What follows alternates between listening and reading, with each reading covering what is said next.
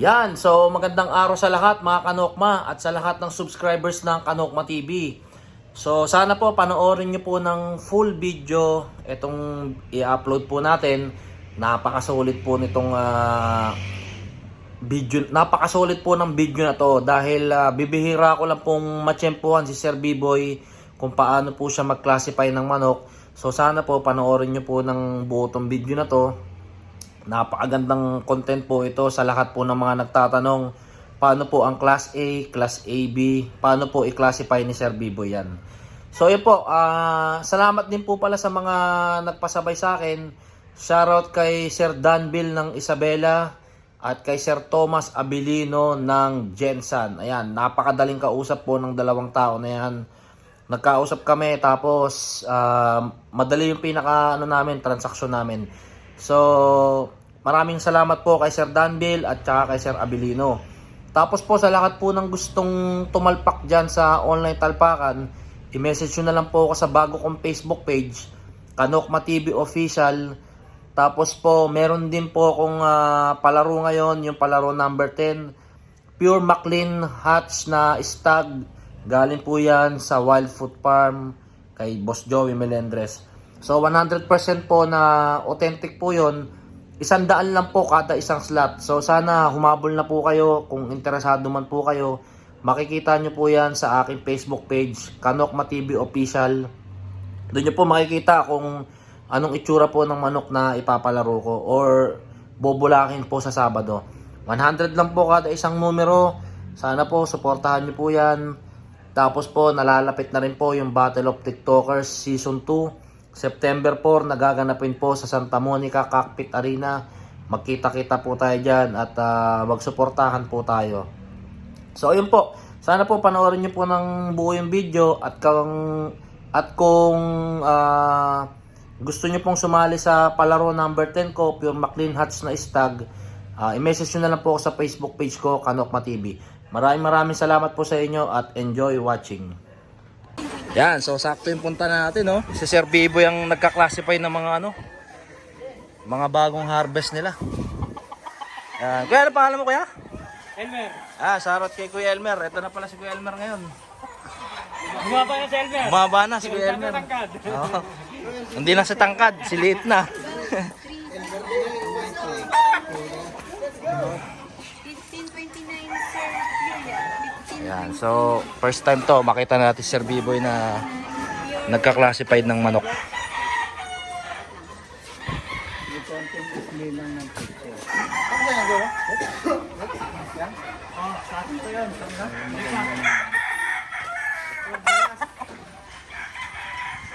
Sumunod, 1248 ha?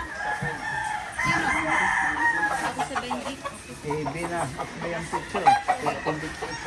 Ayun, usli daw ang picture, so class AB. May pintas po. Yan. Sa mga nagtatanong, eto si Sir B-Boy na mismo nagka-classified. Para masasagot din kung ano yung mga katanungan nyo.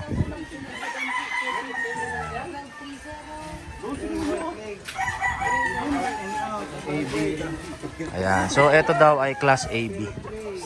Kahit walang salamin, basta pinapasok sa butas, matalak sa butas.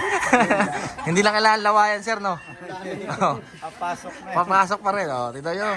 Kahit maliit ang butas, hindi na kailangan lawayan. Asentado talaga si Sir B-Boy. Veterano. 1248 sir, ano yan? Pure po. Class A ito. Ayan, class A daw.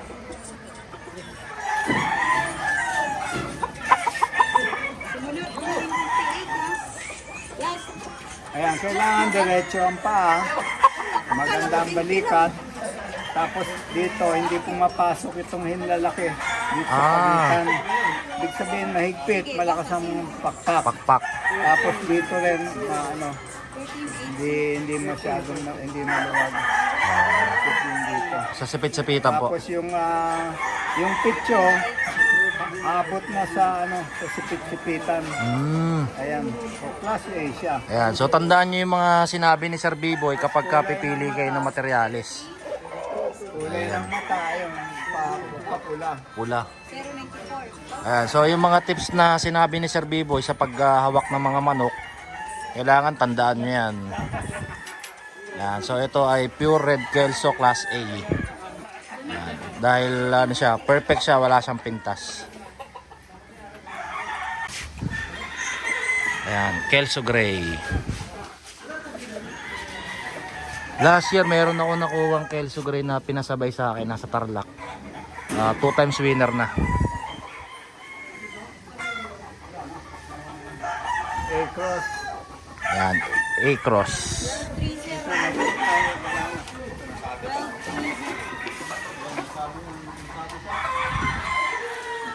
Nathan jumper, tapos gray import. Ganon din, A-cross. Ayan, A-cross. Maganda po ito. Oo, gandang maklin to. Puro ba ito? Yun yan sir. Oh, grabe. Ganda ng kulay. Papa, sino mama? Ang papa niya sir, ano po, green jeans, marrow brown, makuha na jumper. Yung mama niya, Ay, action. hindi, green jeans, tapos 1 Ah, puro green jeans pala both side na ito. Ganda oh. Dark side. Kulang tayo. Hindi.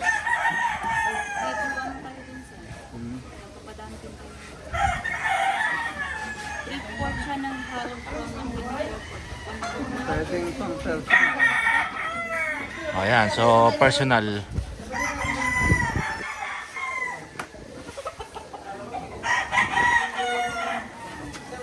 Ganda ng kulay, no?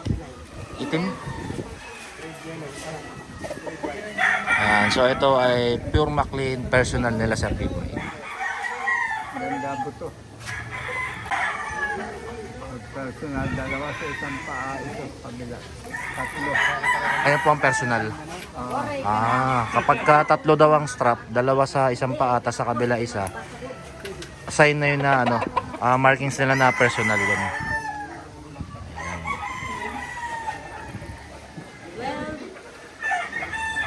Medyo dako lang ano. Para may pintas na. HSEX. Big. Ayan. Ito na yung panghuli. Ito na yung huli. Puro din ito. Pure yan sir, red jeans. AB. 4 time, 1/4 Nathan.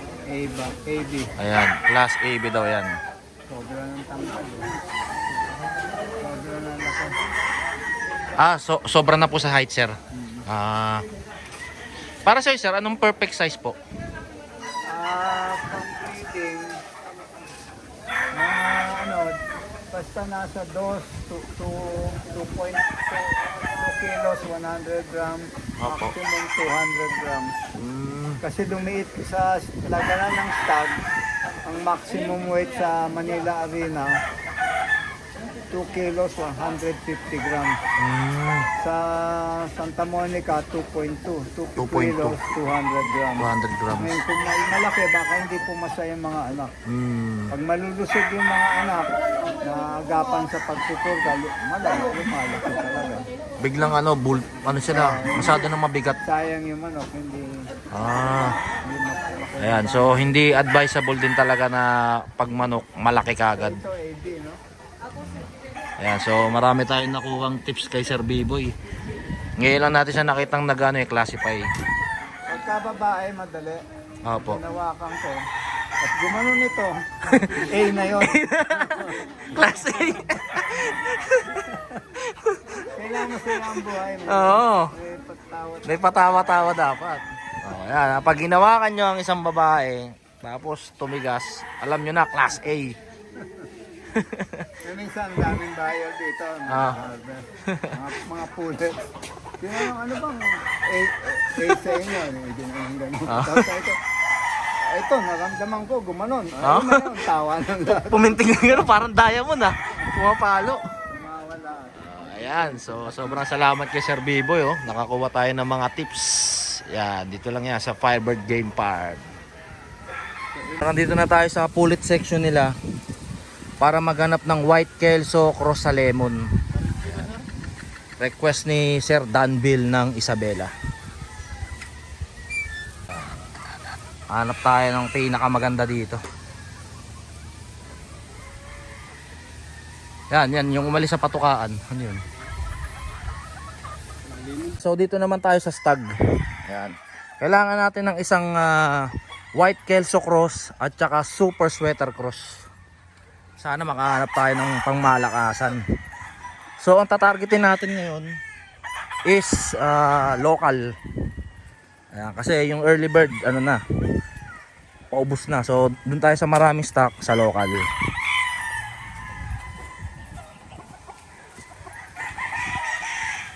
Ayan. So Albert, ano masasabi mo dyan? Ayos. Ayos. Ano, ganda pa no? Lalo na kung bumuka yung katawan ito. Kumbaga sa babae, dalagang Pilipina to. Local banded, white Kelso cross.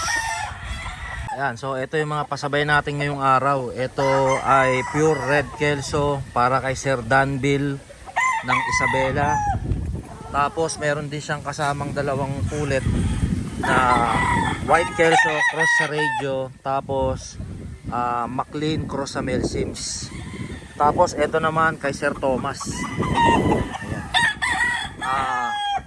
Ang tatay nito ay 4 times winner na red Kelso. Tapos ang nanay naman ay radio. Tapos ito naman white Kelso cross sa radio. Ayan. So ito ang best crosses ng white Kelso nila dito. White Kelso cross sa radio dito sa Firebird Game Farm. Red Kelso para kay Sir Danville ng Isabela. 579. Red Cross Bander. 0324 429. Yan, para kay Sir Thomas ng Jensen. Sobrang solid yung mga pasabay natin ngayon. Talagang tiwalang-tiwala sila sa atin. Ito lang walang tiwala sa akin, ito. Yan. Walang tiwala yan sa akin. Lagi ko daw siyang binubudol. Eh, 12238. 38. Red, white. Up and out. Bander. 03245106. Kanino to?